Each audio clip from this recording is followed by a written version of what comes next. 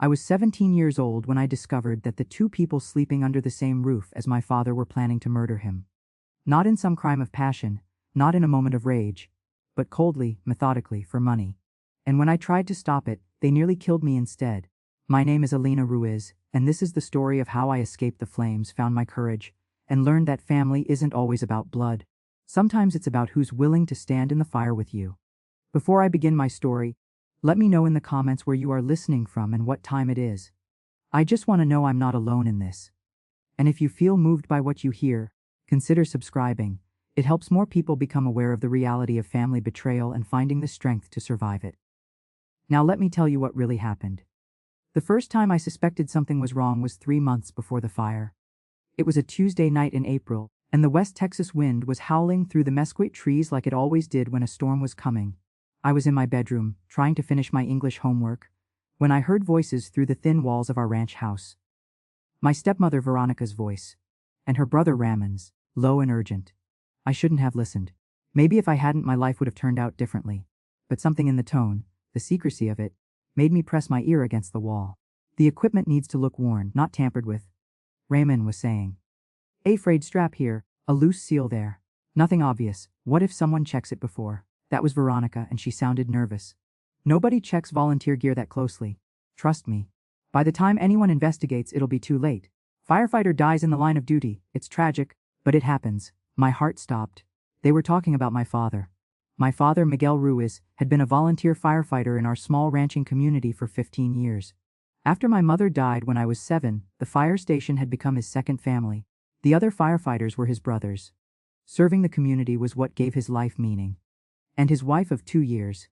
The woman he'd married because he thought I needed a mother figure, the woman who smiled at church and brought casseroles to sick neighbors, was planning to kill him.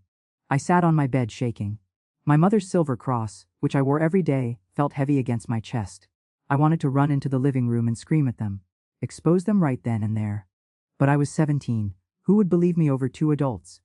Especially when one of them was married to my father and had the whole town thinking she was some kind of saint.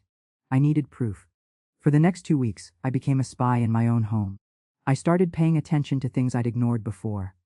The way Veronica would send my father off to his shifts with a kiss and a smile, then immediately get on the phone with Ramon. The insurance documents I found tucked in her nightstand drawer when I was putting away laundry. A life insurance policy on my father for $500,000, taken out just 6 months ago. The way Ramon started showing up at the house more often, always when my father was at work or out checking on the cattle. The way he'd disappear into the garage where my father kept his firefighting gear. I tried to tell myself I was imagining things, that I was just a teenager who didn't like her stepmother and was reading too much into innocent conversations. But then came the night that changed everything. It was a Friday, and my father had invited Veronica's family over for dinner.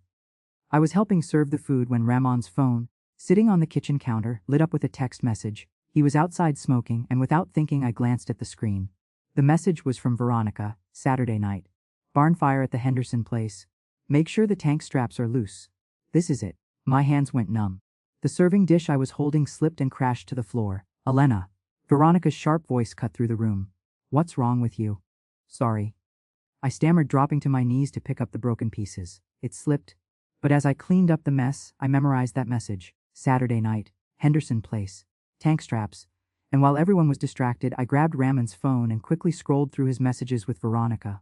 What I found made my blood run cold. Months of planning. Details about which fires were coming up. They had a contact in the volunteer dispatcher's office who was tipping them off. Discussions about how to sabotage the equipment, just enough that it would fail at a critical moment.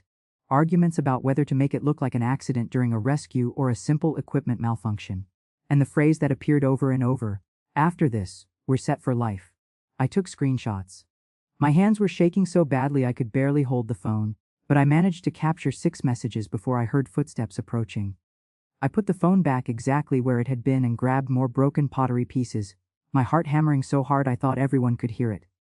That night, I lay in bed staring at the ceiling, the screenshots saved on my phone, hidden in a folder I disguised as schoolwork. Tomorrow was Saturday. Tomorrow night, there would be a fire at the Henderson place. One of the old ranches on the edge of town where they kept hay and equipment in a massive wooden barn. Tomorrow night, my father's sabotaged equipment would fail him. And if I went to the police with nothing but screenshots that could be dismissed as fake, Or if I told my father, and he confronted Veronica and Raman, there was no telling what they might do. I'd seen enough crime shows to know that when people were desperate for money, they were capable of anything. I had less than 24 hours to figure out how to save my father's life without losing my own. I touched my mother's cross and whispered a prayer. She used to say to me, "God gives us courage not so we won't be afraid, but so we'll do the right thing even when we are." I was more afraid than I'd ever been in my life. But I wasn't going to let them kill my father. Saturday morning arrived with a sky so blue and clear it felt like a mockery. Days like this weren't supposed to be dangerous. Days like this were supposed to be for cattle auctions and high school football games and families gathering at the diner after church. Not for murder. I barely slept. Every time I closed my eyes, I saw images of my father trapped in smoke, his equipment failing, calling for help that wouldn't come in time. I'd stared at those screenshots on my phone until I'd memorized every word, looking for something I'd missed, some detail that would give me a way out of this nightmare. By dawn, I'd made a decision. I couldn't go to the police. Not yet. The screenshots could be dismissed, explained away. Raymond could claim his phone had been hacked, that someone was setting them up. And in our small town where everyone knew everyone, where Veronica had spent 2 years building her reputation as the devoted wife, my accusations would sound like the desperate claims of a troubled teenage stepdaughter. No, I needed more. I needed to catch them in the act, to get proof that couldn't be denied. So that morning, while my father was at the feed store and Veronica was at her Saturday hair appointment, I went to the garage. My hands were sweating as I examined my father's gear, the equipment that hung on its designated hooks like it always did. Turnout coat, pants, helmet, boots, and the self-contained breathing apparatus that could mean the difference between life and death in a structure fire. I didn't know much about firefighting equipment, but I knew enough to look for obvious tampering. The air tank straps. The message had mentioned the air tank straps. I ran my fingers along them, and my stomach dropped. They looked fine at first glance. But when I looked closer, really looked, I could see it. The stitching on one of the straps had been carefully cut, then covered with black electrical tape that matched the strap's color. In the chaos of a fire under stress and smoke, it would fail. The tank would slip, maybe fall completely, without air, in a burning building. I took photos. Close-ups from every angle. Then I looked at the breathing apparatus itself. The seal around the mask looked wrong, loose where it should be tight. More photos. I was so focused on documenting everything that I didn't hear the garage door open behind me. "What are you doing?" I spun around. Raman stood in the doorway, his bulky frame blocking the exit. His face was casual, but his eyes were cold and alert. "Just looking at Dad's gear," I said, trying to keep my voice steady. "I'm thinking about maybe becoming a firefighter someday. Wanting to understand the equipment." He stepped closer. "With your phone out, taking pictures." I was going to ask Dad about the different parts later. Thought photos would help me remember what questions to ask. We stared at each other for a long moment. I could see him calculating, weighing whether to believe me. His hand moved toward his pocket, toward his phone, probably to check if anything was missing from his messages. "Your dad's at the store," he said finally. "Veronica's getting her hair done. Seems like a strange time to suddenly be interested in firefighting." "I have homework this afternoon," I lied. This was the only free time I had. Another long pause. Then he smiled, but it didn't reach his eyes. "You're a smart girl, Elena. Too smart, maybe. You know what happens to smart girls who stick their noses where they don't belong." My mouth went dry, but I forced myself to meet his gaze. "Is that a threat to you, Raymond?" "That's advice. From family." He turned and walked out, but I knew. He suspected something. Which meant I was running out of time, and I was now in danger too. I spent the rest of that day trying to act normal while my mind raced through scenarios. Should I tell my father? Should I try to disable his gear so he couldn't respond to the fire? Should I call in a false alarm earlier to beat them to their scheduled fire? But every option had fatal flaws. If I told my father and he didn't believe me, they'd know I was onto them.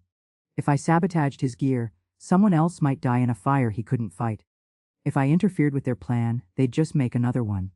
By evening, I still hadn't figured out what to do. I sat at dinner pushing food around my plate while Veronica chatted about her day, and my father talked about needing to fix a fence in the north pasture. Everything was so normal, so mundane. You'd never know that in a few hours one of them was planning to be a widow. At 8:30, my father's pager went off. We all froze. The sound was so familiar. I'd heard it hundreds of times throughout my childhood, but tonight it felt like a death knell. My father checked it and his expression shifted into focus. "Structure fire. Henderson Place. They're calling everyone in. Be careful," Veronica said, kissing his cheek. Her performance was perfect. The concerned wife, the loving partner. If I hadn't known better, even I would have believed her. He grabbed his keys and headed for the garage. I stood up so fast my chair nearly fell over. "I want to come with you," I blurted out. Everyone looked at me. "Alana, you know you can't go to a fire scene," my father said gently. "I know.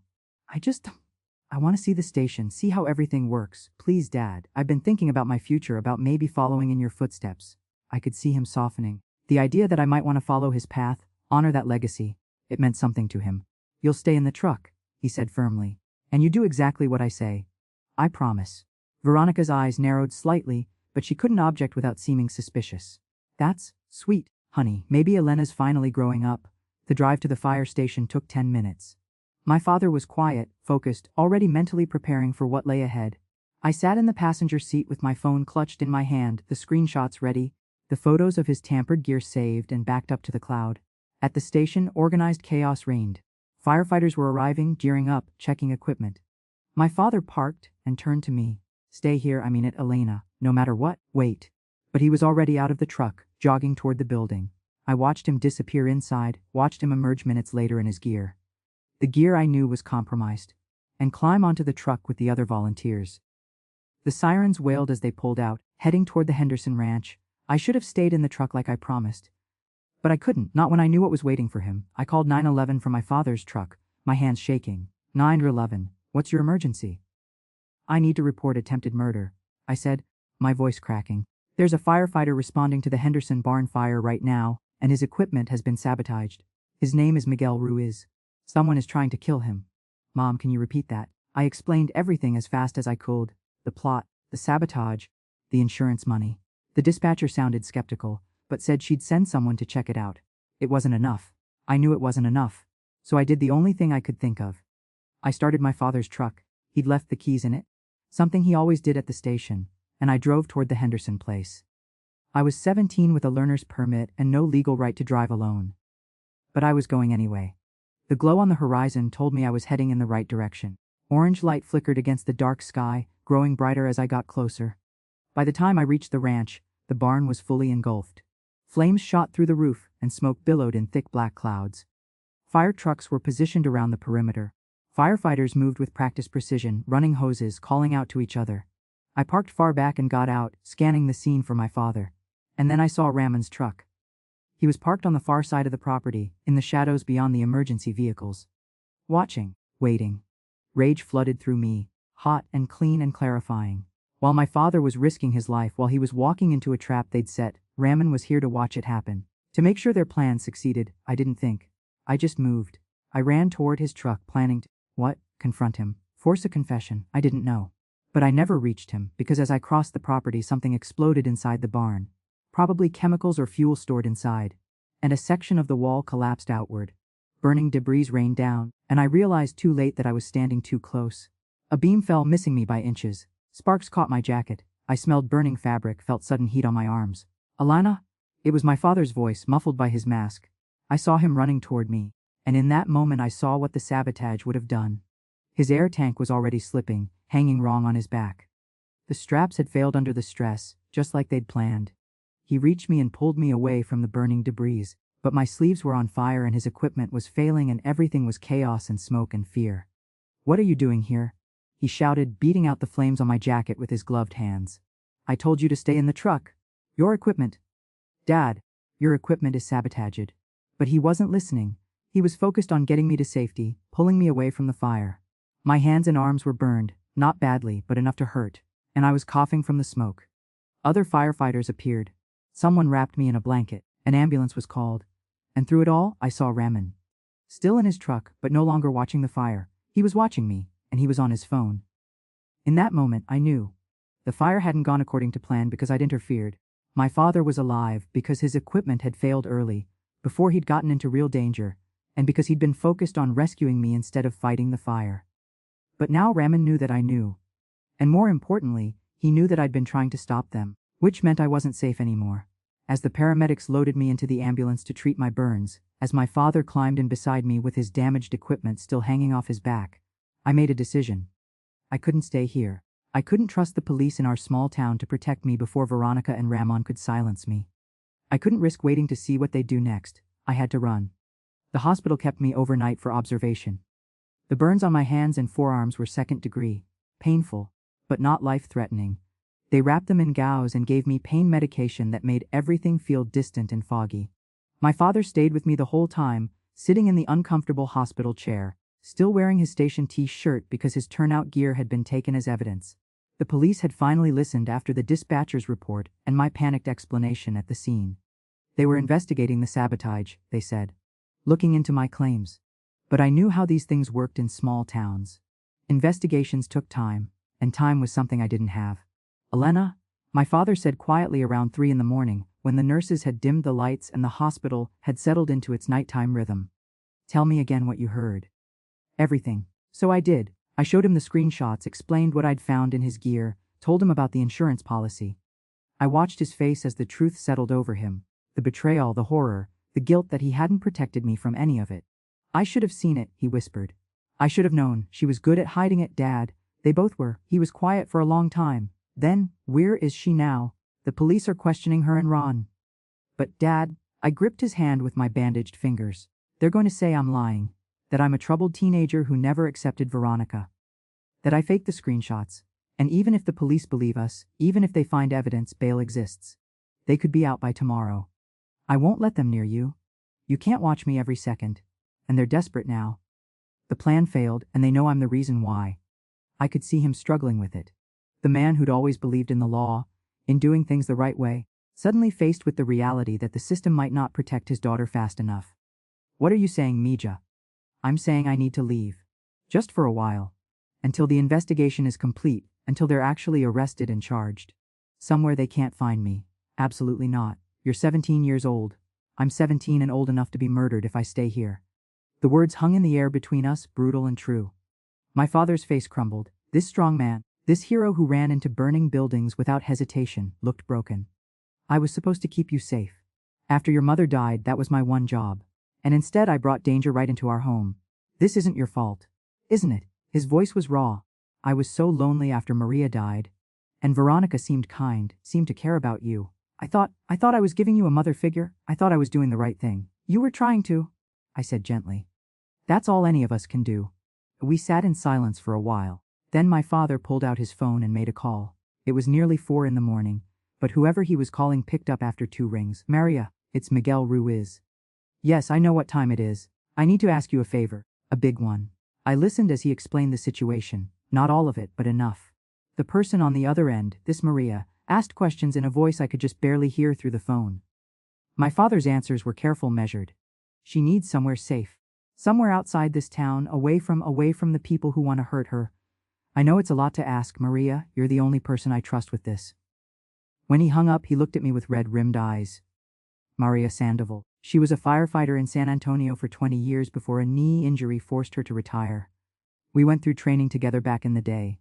She's good people, Elena. The best. She has a small house near the south side and runs an auto repair shop. She said you can stay with her until this is resolved. Dad, I can't ask a stranger to. She's not a stranger, not to me. And she understands. She's seen things in her career. She knows how dangerous desperate people can be. She'll keep you safe while I work with the police to make sure Veronica and Raman can't hurt anyone ever again. But what about you? I'll be fine. I'll stay with some guys from the station, and Mija. He squeezed my hand carefully, mindful of the bandages. This is temporary. You hear me? A few weeks at most. Then you come home and we start over. Just you and me, like it should have been all along. I wanted to believe him. I wanted to believe this would all be over quickly, that justice would be swift and sure. But I'd seen Raman's eyes when he realized I was onto them. I'd seen the calculation in Veronica's face. Some part of me knew, even then, that nothing was going to be simple. The hospital discharged me the next morning. The police were still holding Veronica and Raman for questioning, but the detective who came to take my statement, a tired-looking man named Garcia, made it clear that without more evidence, he couldn't hold them much longer. The screenshots help, but a good lawyer will tear them apart, he said. And the sabotage to the equipment is documented. But proving who did it, that's harder.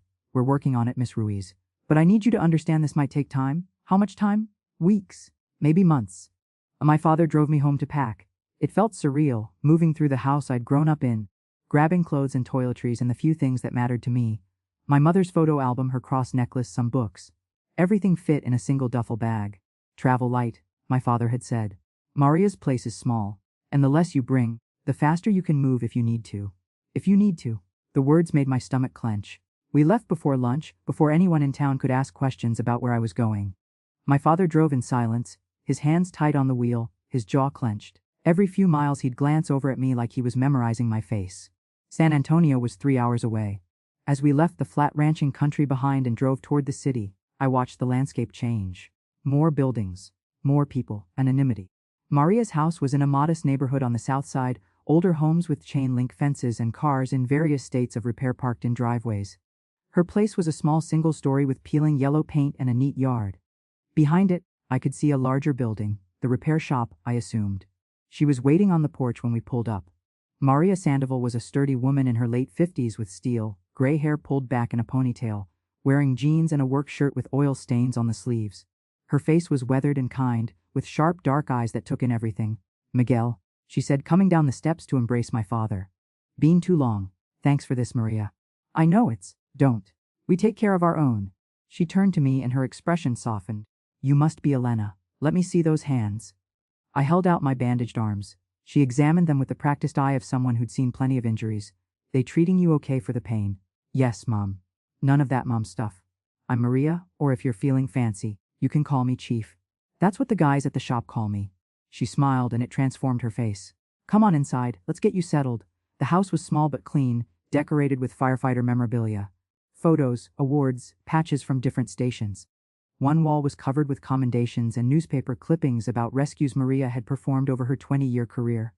"You'll take the spare room," Maria said, leading me down a narrow hallway. "Bathroom's next door. Kitchen's always open. Help yourself to whatever. I work in the shop most days, but I'm around. And Elena." She turned to face me directly. "Your father told me some of what happened. You don't have to talk about it if you don't want to. But you're safe here. Nobody gets past me without an invitation. Understand?" Something in her tone, the absolute certainty, the protective edge, made me believe her. "Yes, Mom?" Yes, Chief." She grinned. "We'll get along just fine." My father stayed for an hour helping me unpack the little I'd brought, talking with Maria about the situation back home. When it was time for him to leave, we stood on the porch and held each other for a long time. "I'll call every day," he promised. "And the second the police have enough to press charges, the second it's safe, you're coming home." "I know. Dad, I love you, Misha. Your mother would be so proud of how brave you've been. I love you too." I watched his truck disappear down the street, and for the first time in days, I let myself cry. Not the silent tears I'd been holding back, but real, gasping sobs that shook my whole body. I'd lost my home. I'd lost my sense of safety. I'd lost everything familiar. Maria appeared beside me with a box of tissues and didn't say a word. She just stood there, a solid presence, until the tears finally stopped. "Better?" she asked. "A little. Good. Now come on. I'm going to teach you how to change a transmission. Best cure for a broken heart is getting your hands dirty. But my burns, we'll work around them. You can watch and hand me tools. Trust me, kid. Staying busy is what's going to get you through this." And so began my strange new life in San Antonio.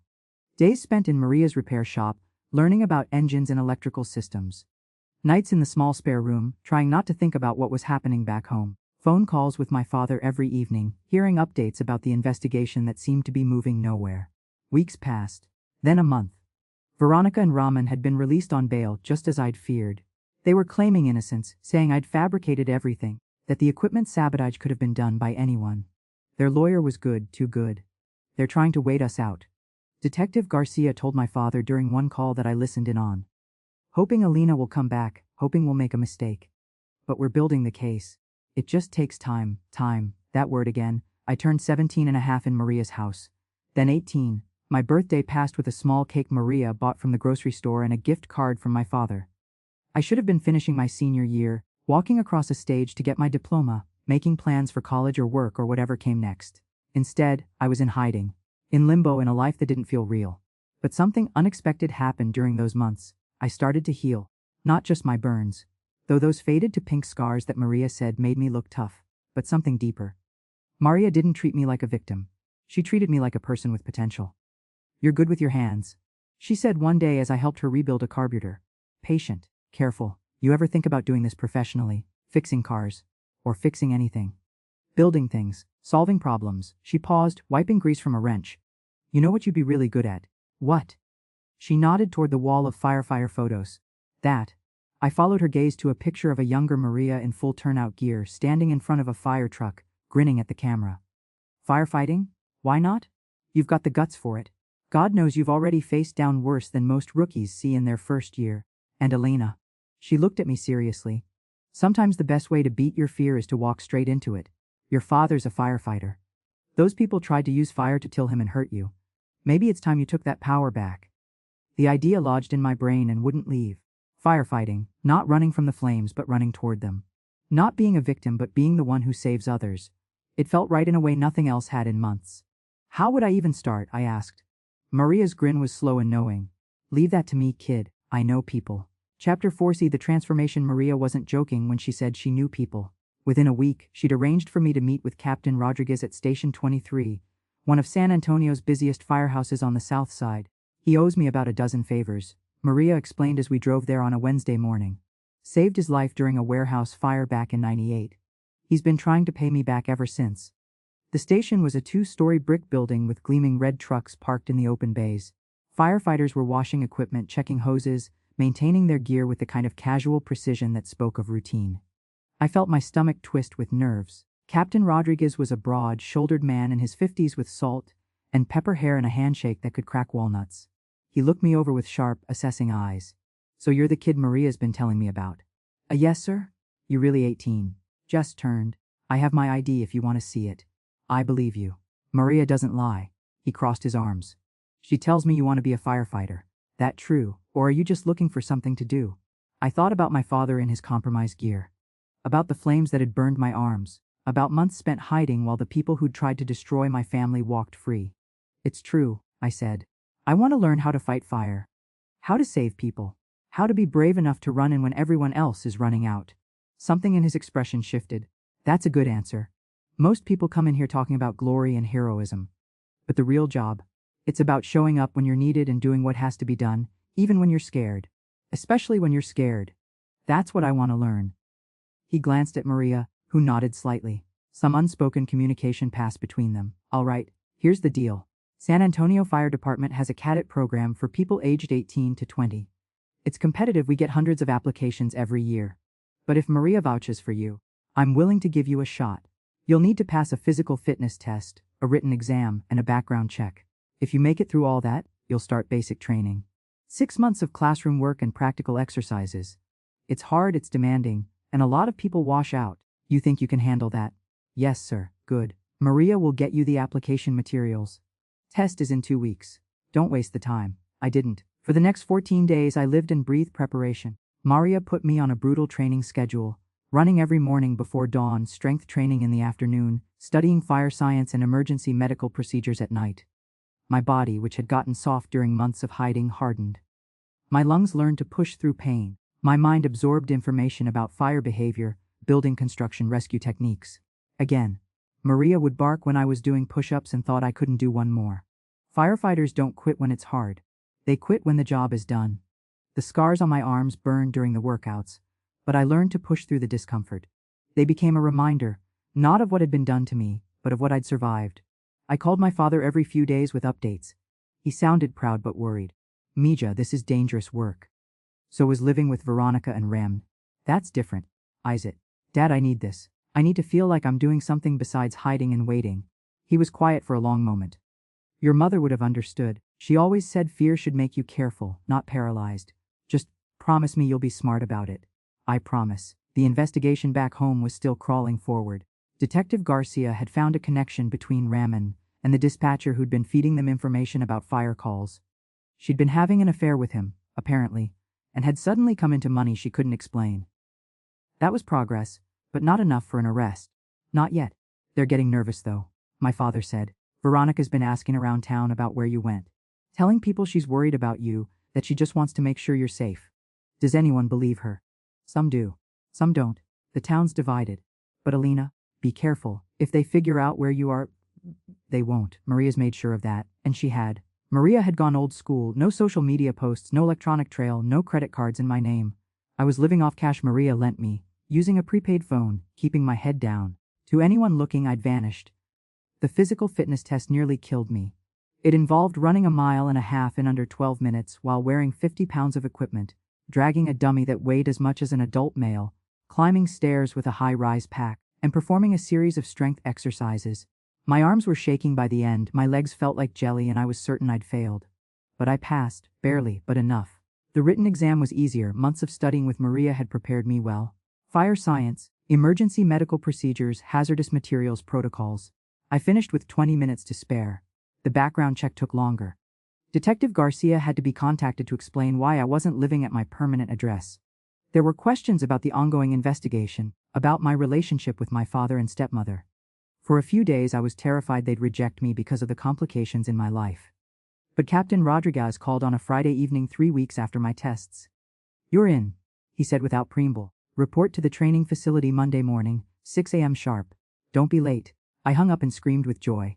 Maria, who'd been pretending not to eavesdrop from the kitchen, appeared with a rare smile. "Told you," she said. "Now the real work begins." She wasn't exaggerating. The Fire Academy was 6 months of systematic destruction and rebuilding. They broke down everything you thought you knew about yourself and rebuilt you into someone who could function in chaos, think clearly under pressure, and trust your training when your instincts were screaming at you to run. There were 43 of us in the class. I was one of only 6 women, the youngest, the one with burned scars on her arms and shadows in her eyes. For the first few weeks, I was sure I'd made a terrible mistake. The physical demands were brutal. We did drills in full gear in the Texas heat until people vomited from exhaustion. We climbed ladders that swayed in the wind. We crawled through smoke-filled training buildings with zero visibility, feeling our way along walls, searching for victims. And the fire itself, the first time they set a real training burn and sent us in, I froze. The heat was overwhelming, the smoke disorienting, the roar of the flames louder than I'd expected. My instructor had to grab my shoulder and shake me. "Reese, stay with me. Focus on the task, not the fire." I forced my feet to move, forced my training to take over. Found the dummy we were supposed to rescue, helped drag it out, emerged into daylight gasping and shaking. "Better?" the instructor said. "But you hesitated. In a real fire, that hesitation costs lives. You get past that fear or you wash out. Your choice." That night, Maria found me sitting in her backyard, staring at nothing. Rough day. I froze. In the training burn, I just froze, and the instructor said if I don't get past it, I'll wash out. Maria pulled up a lawn chair and sat down beside me. "You know what the difference is between a coward and a hero, Alana?" "What?" "Nothing. They both feel the fear. They both want to run. The hero just decides that what they're trying to protect matters more than their fear." She looked at me seriously. "You've already proven you're brave. You survived attempted murder. You left your home to protect yourself. You're in that academy because you chose to face the thing that hurt you instead of running from it forever. So yeah, you're scared of fire. Who wouldn't be? But you're going to go back in anyway, because that's who you are. What if I can't?" "Then you can't." "But I don't think that's true. I think you're stronger than you know." The next day, they ran another burn. This time, when I stepped into the heat and smoke, I thought about my father. About all the times he'd walked into danger to help strangers. About the legacy he'd tried to pass on to me. I didn't freeze. Weeks turned into months. My body adapted. I could carry equipment that had seemed impossibly heavy, climb ladders that had terrified me, work through exhaustion that would have broken the person I'd been a year ago. I learned to read smoke, to understand fire behavior, to work as part of a team where everyone's life depended on everyone else. The other cadets started to accept me. At first, I'd been an outsider, the quiet girl who kept to herself, who didn't join them for beers after training. But gradually, as I proved I could keep up, as I saved another cadet during a rescue drill when she got disoriented in the smoke, they brought me into the fold. "Where'd you learn to stay that calm?" asked Jessica, the cadet I'd guided out. "Most people panic in zero visibility." "I learned to be calm when being calm was the only way to survive," I said. She didn't push for details, but I saw new respect in her eyes. I was halfway through the academy when my father called with news. His voice was tight with barely controlled anger. "They dropped the charges." "Well, they never formally filed them. The DA says there's not enough evidence." Ramon's girlfriend recanted her statement, says she was confused. "The equipment sabotage can't be definitively tied to them." And Veronica's lawyer argued that you had a history of resenting her, that you could have sabotaged the gear yourself to frame her. My stomach dropped. "So they just get away with it, for now. Detective Garcia says the case isn't closed, but without new evidence." He trailed off. "I'm so sorry, Misha. I wanted justice for you. It's not your fault, Dad." "Yes, it is. All of this is my fault." After we hung up, I sat in my room at Maria's house, staring at the wall. They were free. Veronica and Ramon were walking around, living their lives, probably celebrating that they'd beaten the system. Part of me wanted to give up. Wanted to quit the academy, run away somewhere new, start over with a different name and a different life. But a stronger part, the part Maria had helped me build, refused. You okay? Maria knocked on my door, then came in without waiting for an answer. She'd clearly been listening. They got away with it. For now. Maybe forever. Maybe. Or maybe not. Justice doesn't always happen on our timeline. She sat on the edge of my bed. But here's what I know. You can't control what they do or what happens to them. You can only control who you become. And Elena, you're becoming someone extraordinary. Don't let them take that from you. I wanted them to pay. I know. But the best revenge isn't making them suffer. It's refusing to let what they did define you. It's building a life so good, so full of purpose, that their pathetic attempt to destroy you becomes just a footnote in your story. I looked at my burn scars, pink and puckered on my forearms, permanent reminders of that night. I'm afraid I'll see them again. I admitted that they'll come after me. If they do, you'll handle it.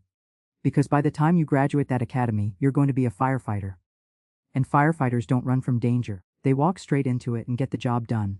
I graduated from the academy in late spring, 6 weeks before my 19th birthday. 43 cadets had started. 31 of us finished. My father came to the ceremony, along with Maria. I stood on stage in my dress uniform, received my badge and my assignment, probationary firefighter at Station 23, Captain Rodriguez's house, and finally felt like I'd found my place in the world. Your mother would be so proud, my father whispered as he pinned the badge on my uniform. I know I am. That night, Maria took us all out to dinner at a Mexican restaurant near her house. We were celebrating, laughing, making plans for my future when my father's phone rang. His face changed as he listened, went pale, then red, then blank. I asked, "What is it?" He hung up and looked at me with something like dread. That was Detective Garcia. Veronica started a nonprofit, a charity for families of fallen first responders. She's calling it the Miguel Ruiz Memorial Foundation. The room seemed to tilt. But you're not dead. The memorial is supposedly for your mother, my first wife, not me. But she's using our story, the brave firefighter, the tragic loss, the daughter who followed in his footsteps. She's been giving interviews, Elena, about you, about how proud she is that you became a firefighter, how she always encouraged you, how she's dedicating her life to helping other families like ours. Maria swore in Spanish, long and creative. She's using me, I said slowly. She tried to kill Dad and me, failed, and now she's using our story to run a scam charity. Looks like it. She's raised over $50,000 in the past 2 months. The rage that flooded through me was clean and cold and absolute. For months I'd been told to let the system handle it, to be patient, to wait for justice. And while I'd been waiting, Veronica had been reinventing herself as a hero. I'm gonna stop her, I said. Lena. No, Dad, I'm done hiding, I'm done waiting. She wants to use my story. Fine, let's see how she likes it when I tell the real story. Maria was watching me with something like approval. You have a plan. I'm working on one. Good. Because kid, she raised her glass in a toast. I think it's time you showed them what you're really made of. The Miguel Ruiz Memorial Foundation had a website. Professional, polished, with stock photos of firefighters and grieving families. Veronica's photo was prominently displayed. She'd aged well over the past 2 years, her hair styled perfectly, her smile warm and caring. About Us section made my blood boil. Founded by Veronica Ruiz in memory of her beloved late wife Maria and in honor of her husband Miguel, a dedicated firefighter who has served his community for over 15 years.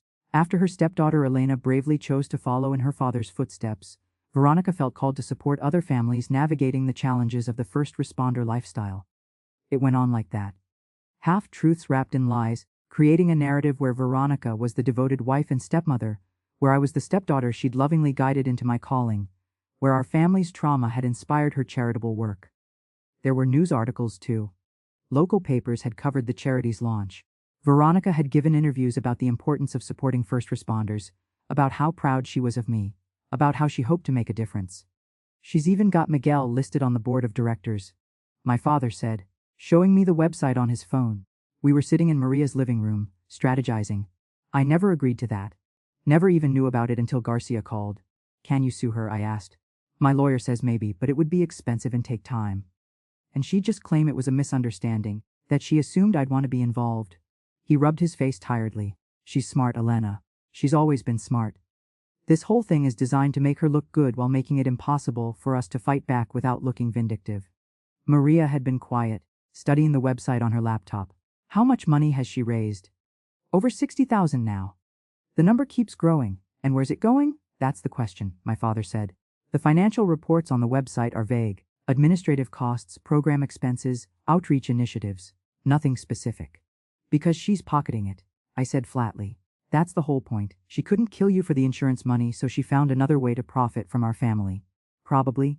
My father agreed. But proving it, that requires an audit, investigation, legal action. All things that take time and money we don't have. I stood up and paced, energy and anger coursing through me. For 2 years I'd been reactive, running, hiding, training, waiting. Always waiting for someone else to fix the problem, to deliver justice, to make things right. But maybe that was the wrong approach.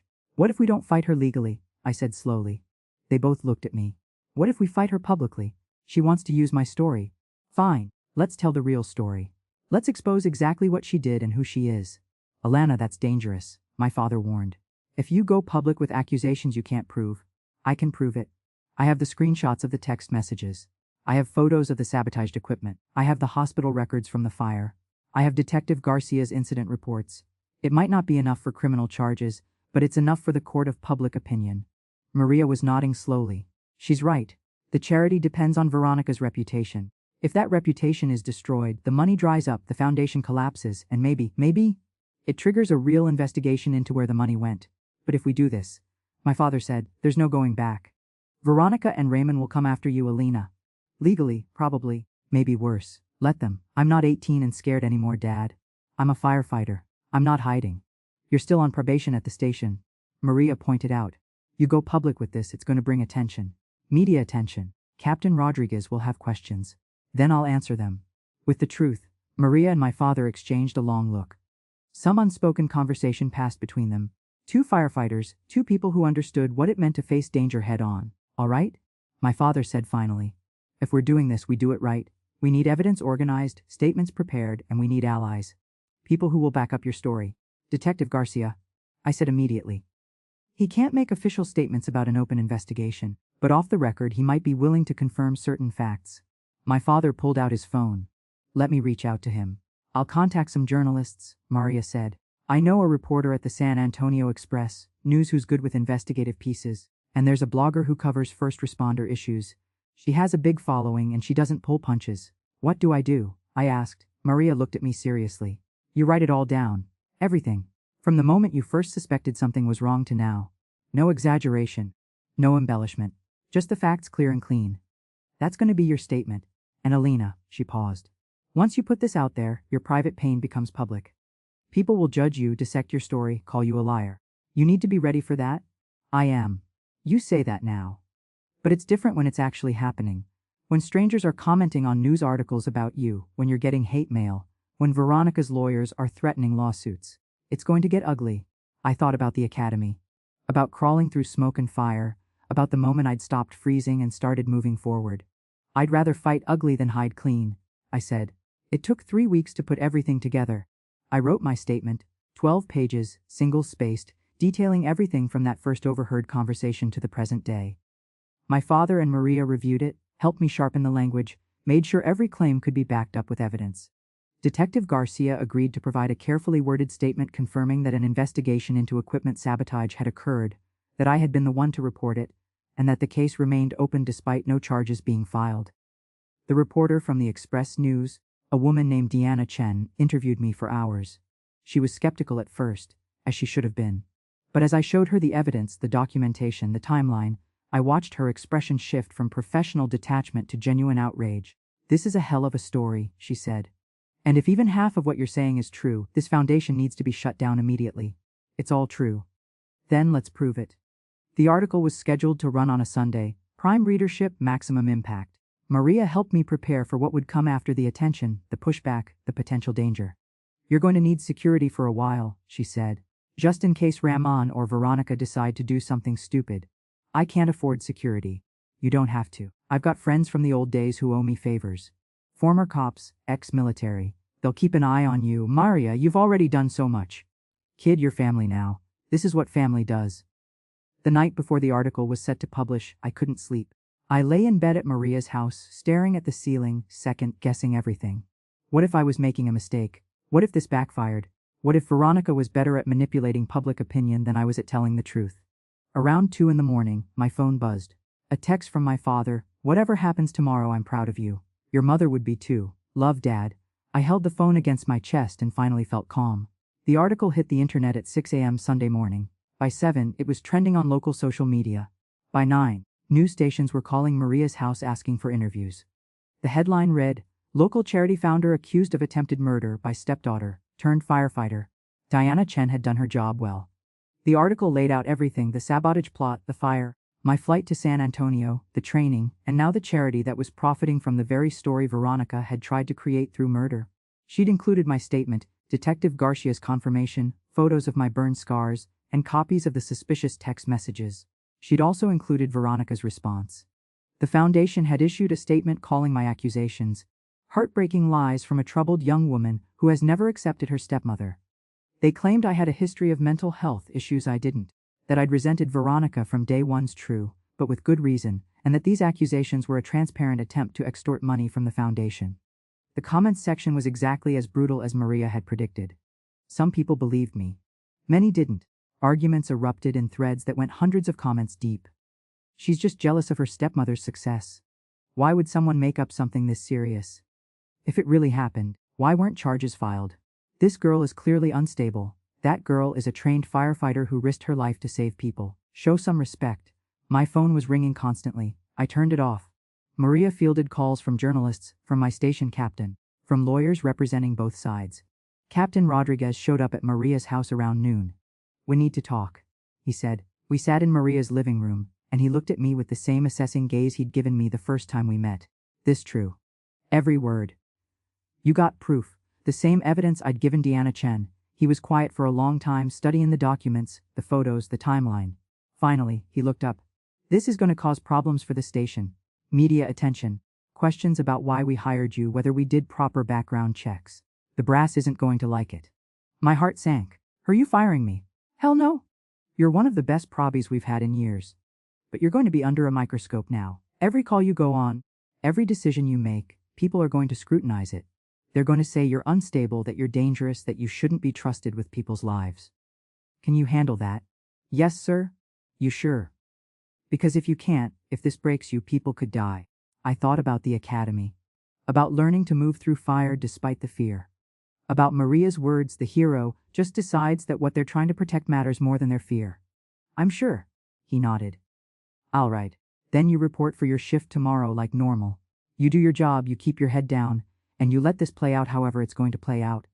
And Elena." He stood to leave. "For what it's worth, I believe you. Maria wouldn't have vouched for you if you were lying." After he left, Maria found me sitting on the back porch, shaking with relief. "He didn't fire me. Told you. Rodriguez is good people, but he's right. This is going to get worse before it gets better, probably. You regretting it yet?" I thought about Veronica's smiling photo on the charity website, about the $60,000 she'd raised using my story, about all the people she might hurt next if no one stopped her. "No," I said. "I'm not." A story exploded over the next week. National news picked it up. First responder charity accused of fraud. Firefighter's daughter claims stepmother plotted murder. The story had everything: attempted murder, insurance scams, charitable fraud, a young woman's courage. More people came forward. Families who'd applied for assistance from Veronica's foundation and never received any money. A former volunteer who'd quit after seeing how much Veronica was spending on administrative costs.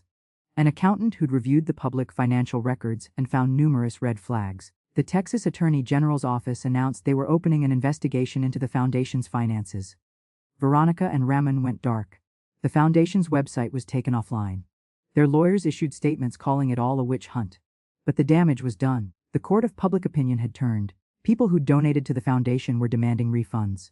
Former supporters were deleting their posts. The narrative had shifted from troubled stepdaughter to potential victims of fraud. My father called me crying. Not sad tears, but relieved ones. "It's working, Misha. People are finally seeing the truth." "It's not over yet, Dad." "I know. But it's a start." That night, as I was getting ready for my shift at the station, Maria knocked on my door. "You got a minute?" "Always." She came in and sat on my bed, looking uncharacteristically serious. "I got a call today from an old friend who works private security. He's been keeping tabs on Veronica and Ramon for me like I asked. And they're planning something. He doesn't know what, but he heard them talking about fixing this and ending it once and for all. Elena, I think they might try to come after you." My stomach clenched. "When?" "Could be soon. Could be they're just talking. But I wanted you to be careful. You're gonna have someone watching you at all times. At the station, at home, when you're out. You won't always see them, but they'll be there. Maria, I can't live like that forever. You won't have to. Once the AG's investigation is complete, once there are formal charges, they'll be too smart to try anything. But right now, they're desperate. And desperate people do stupid things. She was right. I knew she was right. But the thought of going back to looking over my shoulder, to living in fear. I just want this to be over, I said quietly. I know, kid, soon. This is the final act. Just hang on a little longer. The call came 3 weeks after the article broke. I was at the station cleaning equipment after a kitchen fire call when Captain Rodriguez summoned me to his office. You've got a visitor, he said. Says it's urgent. My first thought was Veronica. My second was Ramon. But when I walked into the captain's office, I found Detective Garcia sitting in one of the chairs, looking tired but oddly satisfied. Miss Ruiz. We need to talk. What happened? The Attorney General's investigation turned up enough irregularities to warrant criminal charges. We're talking wire fraud, charitable fraud, embezzlement. Veronica diverted over $40,000 from the foundation into her personal accounts. But that's not the interesting part. He pulled out a folder and opened it on the captain's desk. When we started digging into her finances, we found payments to her dispatcher friend. The one who was feeding information about fire calls. Those payments started 3 months before the Henderson barn fire. And the dispatcher, she got nervous when we questioned her. Decided she didn't want to go down alone. She's given us a full statement about the murder plot. My heart was pounding. So you have enough now? For charges on the attempted murder? We do. We're issuing warrants today for both Veronica and Ramon. Conspiracy to commit murder, attempted murder, insurance fraud. They're looking at serious time, Elena. 20 years, maybe more. I sat down heavily. 2 years. 2 years of running, hiding, building a new life, waiting for this moment. And now it was here. Where are they now? That's why I'm here. We don't know. They've disappeared. Haven't been seen in 3 days. Their lawyer says they're exercising their right to privacy, but I think they got wind of the investigation and ran. He leaned forward, which means they're desperate. And desperate people are dangerous. I need you to be extra careful until we have them in custody. I already have security, I said. Maria arranged it. Good. Keep it. And Elena. He stood to leave. You did good. You could have stayed quiet, could have let them get away with it. But you didn't. That took guts. After he left, I sat alone in the captain's office, trying to process everything. They were going to be arrested. Finally, actually arrested. Justice was coming. But they'd run, they knew. Which meant my phone rang. Unknown number. I almost didn't answer, but something made me pick up. Hello, Elena. Veronica's voice smooth and cold as always. We need to talk. My blood ran cold. I have nothing to say to you. Oh, I think you do. Because I know what you did. That little publicity stunt, that article, getting the AG involved. Very clever. But you've made a mistake? The only mistake was not stopping you sooner. You want to play games? Fine, let's play. Tomorrow night, there's a charity event at the convention center. Big fundraiser for first responders. How ironic, right? I'm making an appearance. A final public statement before I, disappear, and you're gonna be there. Why would I do that? Because if you don't, I'll make sure everyone knows what a liar you are. I've got lawyers, Elena. Good ones. They're preparing a lawsuit for defamation, for harassment, for destroying my reputation. By the time we're done, you'll lose everything, your job, your credibility, your future. But, she paused. If you come tomorrow and hear what I have to say, if you give me a chance to tell my side of the story, maybe we can come to an understanding. You mean you want to manipulate me one more time? I mean, I'm offering you a choice. Face me tomorrow in public, where there are witnesses and cameras, and we settle this like adults. Or hide like you've been hiding for 2 years and watch me destroy you from a distance. Every instinct screamed that this was a trap. That I should hang up, tell Detective Garcia, let the police handle it. But another part of me, the part that had trained to run toward danger instead of away from it, knew something else. This was going to end tomorrow night, one way or another. And I'd rather face it on my feet than spend the rest of my life looking over my shoulder. Fine, I said. I'll be there. Good girl. Come alone. And Elena, don't do anything stupid. You're out of your depth. I sat there for a long moment, then called Maria. She wants to meet, I told her. Tomorrow night, at some charity event downtown. She says she'll destroy me if I don't show up. Maria swore. It's a trap, obviously. But I'm going anyway. Like hell you are. We call Garcia, we let him handle it. And what? She's already running. If I don't show up, she disappears completely and we spend years trying to track her down. No, Maria, this ends tomorrow. Elena, I'm not asking permission. I'm going. But I want you there. And Detective Garcia. And anyone else you trust to back me up. She wants a public confrontation. Fine. Let's give her one. There was a long pause, then Maria sighed. You're sure about this? I'm sure. All right. But we do this smart. No heroics, no going in alone. We set up surveillance, we have backup, and at the first sign of real danger, we pull you out. Agreed. The next day passed in a blur of preparation. Maria called in favors from half of San Antonio's retired law enforcement community. Detective Garcia agreed to be nearby with a tactical team, ready to move in if needed. My father wanted to come, but I convinced him to stay away. If things went wrong, I didn't want him in danger too. Captain Rodriguez pulled me aside before my shift ended. I heard about tonight. Of course you did. You know this is insane, right? You're walking into a trap. I know. But it's the right trap. She wants to confront me publicly, which means there'll be witnesses, cameras, security. She's not going to try to kill me in front of 500 people. You sure about that? Desperate people don't think straight. I'm not sure about anything. But I'm doing it anyway. He studied me for a long moment. You've got backup, half the retired cops in San Antonio. Good, and Elena, you come back alive, you hear me? I didn't train you just to lose you to some psycho stepmother. Yes, sir. The charity event was held in one of the convention center's grand ballrooms. First responders' families, local politicians, wealthy donors, all dressed in formal wear, drinking wine, making small talk.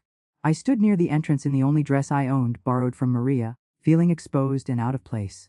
Maria was somewhere in the crowd, dressed like a guest but watching everything. Detective Garcia and his team were positioned around the perimeter. I wore a wire, a tiny microphone hidden in my necklace, my mother's silver cross, transmitting everything to the police van outside. Veronica made her entrance at 8:30. She looked stunning. A red dress, perfect makeup, hair styled like she was ready for a magazine cover. She worked the room, shaking hands, accepting condolences and support, playing the role of the wronged woman with Oscar-worthy skill. When her eyes found mine across the ballroom, her smile didn't falter. She made her way over, and the crowd parted for her. Elena, she said warmly, loudly enough for nearby guests to hear. I'm so glad you came. We have so much to talk about. I'm not here to talk, I said quietly. I'm here to watch you try to lie your way out of the truth one more time. Still so angry. Still so troubled. She shook her head sadly. I've tried to help you, to support you. But you've always resented me, haven't you? From the moment I married your father. People were watching now, listening. Exactly what she wanted. I resented you because I knew what you were, I said, keeping my voice level. Because I heard you planning my father's murder. Because you tried to kill him for insurance money, and when that failed, you nearly killed me instead. Such a vivid imagination. It's sad, really. Your father and I have tried to get you help. Stop. I cut her off. You don't get to rewrite this story. Not anymore. The Attorney General has your financial records. They know you stole from your fake charity. The dispatcher gave a statement about the murder plot. Detective Garcia has warrants for your arrest. It's over, Veronica. The only question is whether you're going to face it with dignity or keep lying until they drag you away. Her mask slipped. Just for a second I saw real rage flash across her face. Then she recovered, laughing lightly. Is that what they've told you? Oh, Alina. You poor, confused girl. Those warrants are based on lies. On manipulated evidence and testimony from people with grudges. But since you've brought it up so publicly. She raised her voice, addressing the crowd. Let me tell everyone the real story. The story of a troubled young woman who never accepted her stepmother, who fabricated an elaborate conspiracy theory, who's now destroying a legitimate charity to get attention and revenge. That's not. Who sabotaged her own father's equipment to frame me, then ran away before the investigation could prove it. The crowd murmured. I could see doubt on people's faces. She was good. She'd always been good. Who spent 2 years hiding in San Antonio while her father worried sick about her. I hid because you tried to kill me? You hid because you knew the truth would come out. That you were the unstable one. That you were the danger. She turned to the crowd. And now she's here, harassing me at a charity event, making wild accusations. They're not wild, said a new voice. Detective Garcia stepped forward from the crowd, badge visible. Veronica Ruiz, you're under arrest for wire fraud, charitable fraud, embezzlement, conspiracy to commit murder, and attempted murder. The ballroom went silent. Veronica's face went white, then red. This is ridiculous. You have no grounds. We have your financial records showing the embezzlement. We have testimony from your accomplice. We have the text messages Miss Ruse documented. We have the sabotaged equipment. Garcia nodded to 2 uniformed officers who moved forward. You have the right to remain silent. No. Veronica's composure finally shattered. You don't understand. I deserve that money. I spent 2 years with that boring man and his brawdy daughter, playing the perfect wife. And for what? For nothing. He had nothing. The ranch was mortgaged. The bank accounts were empty. The insurance was my only way out. The crowd gasped. Someone was recording on their phone. Veronica realized too late what she'd said, tried to backtrack, but Garcia was already cuffing her. "Thank you for the confession, ma'am. That makes our job much easier." As they led her away, she looked at me with pure hatred. "This isn't over, Elena. You think you've won, but—" "It is over," I said quietly. "You lost the moment you underestimated me." Raman was arrested 30 minutes later, trying to flee through the convention center's service entrance. He'd been there the whole time, apparently planning to help Veronica escape if things went wrong. Instead, he ran straight into Detective Garcia's tactical team. The ballroom erupted in chaos, reporters shouting questions, guests taking videos, security trying to maintain order. Maria appeared at my side and pulled me toward a side exit. "Come on, let's get you out of here before this turns into a media circus." We made it to her car before I started shaking. All the adrenaline, all the fear I'd been holding back, hit me at once. Maria pulled over in a parking lot and let me cry. Great, gasping sobs that came from somewhere deep and painful and finally released. "It's done," she said, holding me like a daughter. "It's really done, kid, you did it? I was so scared, I know, but you didn't let the fear stop you. That's what matters." My phone rang. My father. I watched the whole thing on Facebook Live, he said, his voice thick with emotion. "That woman who was recording, someone shared it and it's everywhere already. Elena, you were so brave, so strong." "Is it really over, Dad?" "It's really over. The police called me. They're both in custody, no bail. The DA says this is an airtight case now, especially with Veronica's confession on camera. They're going away for a long time." I closed my eyes and felt something I hadn't felt in 2 years safe. "Can I come home?" I whispered. "Mija, you can always come home, but—" He paused. "San Antonio seems pretty good for you. Maria, the fire station, the life you've built. Maybe home is where you are now." He was right. Somewhere along the way, without meaning to, I'd built a new life. A better one. One where I wasn't running or hiding, but standing and fighting and saving lives. "I love you, Dad. I love you too. More than you'll ever know." Chapter 70, The New Beginning. 6 months later, I stood in front of Station 23 in my full dress uniform, watching the sunrise paint the San Antonio sky in shades of orange and pink. The colors reminded me of fire, but now instead of fear they brought me peace. Today was my last day as a probationary firefighter. Tomorrow I'd be a full member of the crew. The trial had been swift. With Veronica's recorded confession and the mountain of evidence we'd compiled, her lawyer had advised her to take a plea deal. 22 years for Veronica, 18 for Raman. The dispatcher who'd helped them got 5 years and probation. The Miguel Ruiz Memorial Foundation had been dissolved, its remaining assets distributed to legitimate first responder charities. People who'd donated got their money back. The families who'd been scammed received apologies and compensation. And me, I got my life back. My real life. The one I'd been building all along. "Ruiz," Captain Rodriguez called from the bay. "You gonna stand there admiring the view, or you gonna help Johnson with the equipment check?" "On my way, Cap." I jogged inside, where my crew was preparing for the shift. Jessica waved me over to help inventory the medical supplies. Martinez was testing the ladder truck's hydraulics. Chen was reviewing the day's assignments. These people, my crew, my family, they'd stood by me through everything. When the media had camped outside the station, they'd formed a human wall. When internet trolls had flooded the station's social media with attacks, they'd defended me. When I doubted myself, they'd reminded me why I'd earned my place. "Hey, Ruiz," Jessica said as we worked. "My cousin's getting married next month. Wants to know if you can come. Says she's been following your story and thinks you're, quote, an inspiration to young women everywhere." I laughed. "I'm not an inspiration. I'm just someone who refused to stay a victim." "That's exactly why you're an inspiration, dummy." The alarm sounded. Structure fire, residential, possible entrapment. We moved as one, gear on in under a minute, onto the truck and 2 sirens wailing as we pulled out of the bay. I felt the familiar spike of adrenaline. The focus that came with knowing lives might depend on what we did in the next few minutes. The house was a small single-story in an older neighborhood, smoke pouring from the windows. A woman stood on the lawn screaming that her daughter was still inside. "Second bedroom, right side," Captain Rodriguez shouted. "Ruiz, Chen, you're going in. Martinez, Johnson, get a line ready. Move." Chen and I went through the front door, low and fast, the smoke thick and hot. I could hear the fire crackling in the walls, could feel the heat through my gear. But I didn't freeze, I didn't hesitate. I moved forward, calling out, searching, my training taking over. We found the girl in a closet, maybe 7 years old, curled up and coughing. Chen grabbed her while I covered them, and we got her out in under 3 minutes. The mother was crying, clutching her daughter, thanking us over and over. The girl would be fine, some smoke inhalation, but nothing serious. We'd gotten there in time. As we loaded equipment back onto the truck, Chen clapped me on the shoulder. "Nice work in there. You didn't even flinch when that ceiling beam came down. Didn't have time to flinch. Had a job to do." That's what I'm talking about. You've come a long way, Reese. Remember your first training burn, when you froze? I remember. Look at you now, running into burning buildings like it's nothing. You've earned that badge. Back at the station, we cleaned gear, filed reports, and settled into the rhythm of waiting for the next call. I found a quiet moment to step outside and call my father. How's the ranch? I asked. Good. Lonely, but good. I'm thinking about getting a dog, maybe two. You should. You need company out there. I've got company. The guys from the station come by a lot. And I've been seeing someone. Her name's Patricia. She teaches at the high school. It's early, but it's nice.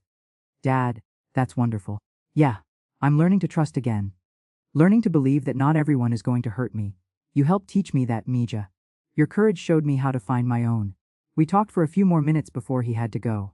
After we hung up, Maria pulled up in her pickup truck covered in grease from the shop. Got time for lunch? She asked, always.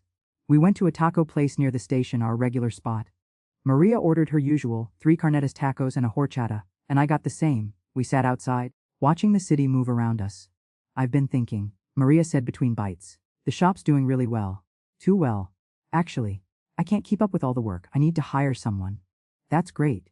I was thinking maybe someone with firefighting training. Someone who knows about safety, about equipment maintenance, about working under pressure. I looked at her. Are you offering me a job? I'm offering you an option. You love firefighting, I know that. But it's brutal work. Long hours, physical toll, trauma. Having something else, a side business, a backup plan. That's smart. Plus, she grinned. I like having you around, kid. You keep me young. You keep me sane, I countered. I don't know what I would have done without you these past 2 years. You would have figured it out. You're tougher than you know. She wiped her hands on a napkin. But I'm glad you didn't have to figure it out alone. Family isn't always blood, Elena. Sometimes it's the people who choose to stand beside you when everything's falling apart. Is that what we are? Family. That's exactly what we are. That evening, after my shift ended, I drove to the Southside Cemetery where my mother was buried. I hadn't visited in years, hadn't been back to this part of Texas since I'd fled. But now, with everything settled, I needed to. Her headstone was simple, Maria Elena Ruz, beloved wife and mother, 1965-2007. I sat on the grass beside her grave and told her everything. About Veronica and Remen, about the fire and the burns on my arms, about running to San Antonio and meeting Maria Sandoval. About the academy and becoming a firefighter and finally standing up to the people who tried to destroy us. I wish you could have met her, I said. Maria Sandoval, she's kind of like you, Mom. Strong and tough, but with this huge heart. She saved me. Not just from Veronica, but from giving up on myself. The wind rustled through the trees. A bird sang somewhere nearby. I know you'd be proud of Dad. He's healing. He's learning to trust again. And me. I touched the cross necklace I still wore, the one that had been hers. I'm okay, Mom. I'm more than okay. I found my purpose. I found my courage. I found a family that chose me. I stayed until the sun began to set, until the orange light turned to purple twilight. When I finally stood to leave, I felt lighter somehow, like I'd set down a burden I'd been carrying for too long. 3 months later, I got a letter from Veronica. It was forwarded through the DA's office, screened for threats before they sent it to me. I almost threw it away without reading it. But curiosity won. Elena, I'm writing this from prison, where I'll spend the next 2 decades thinking about what I did. My lawyer says I shouldn't contact you, that anything I say could be used against me if you decide to sue. But I wanted you to know something. I was wrong. About everything. I saw your father and his money and his life insurance, and I saw a solution to my problems. I didn't see him as a person. I didn't see you as a person. I saw obstacles to what I wanted. I'm not asking for forgiveness. I know I don't deserve it. I destroyed your family, nearly killed you both, and then tried to profit from it. There's no apology big enough for that.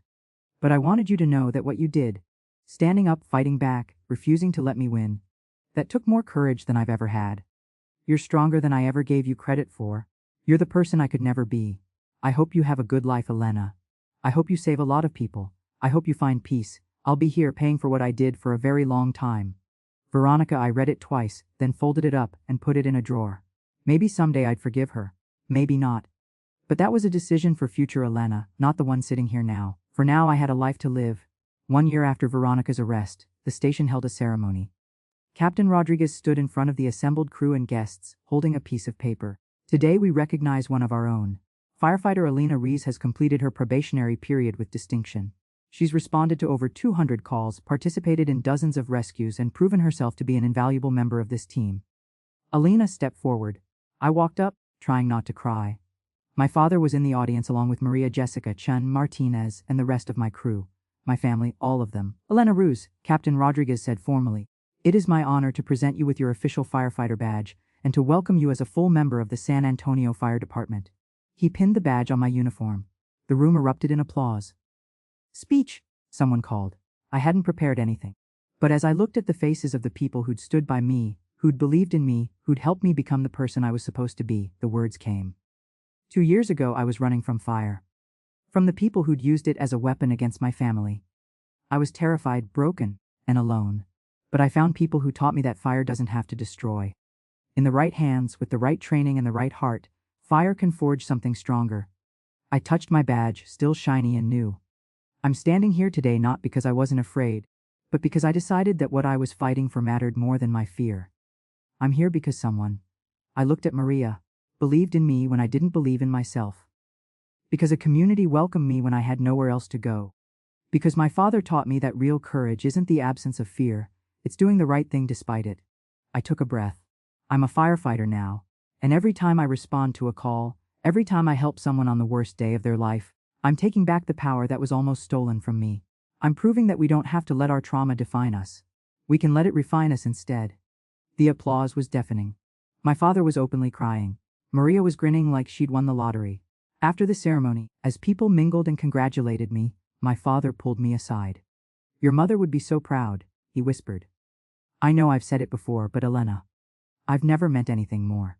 She always said you were going to do something special with your life." She was right. I had good teachers. I said, hugging him tight, "Both of you." That night I stood on the roof of Maria's house, my house now since she'd offered to let me stay as long as I wanted. The San Antonio skyline glittered in the distance, and the warm Texas breeze carried the scent of mesquite and possibility. I thought about the girl I'd been, 17, terrified, trapped in a house with people who wanted her dead. I thought about the long journey from there to here, through fire and fear and fighting back. I touched my mother's cross. Touched the scars on my arms that had faded to silver lines. These were my marks. My story. My proof that I'd survived and thrived and refused to let evil win. Tomorrow I'd wake up and go to work. I'd train, I'd respond to calls, I'd save lives. I'd have dinner with Maria and my crew. I'd call my father and laugh at his stories about his new girlfriend and the 2 dogs he'd adopted. I'd live the life I'd fought so hard to build. Because that's what survivors do. We don't just endure the fire. We walk through it and come out stronger on the other side. We take our broken pieces and forge them into something beautiful and unbreakable. We become the light that guides others through their own darkness.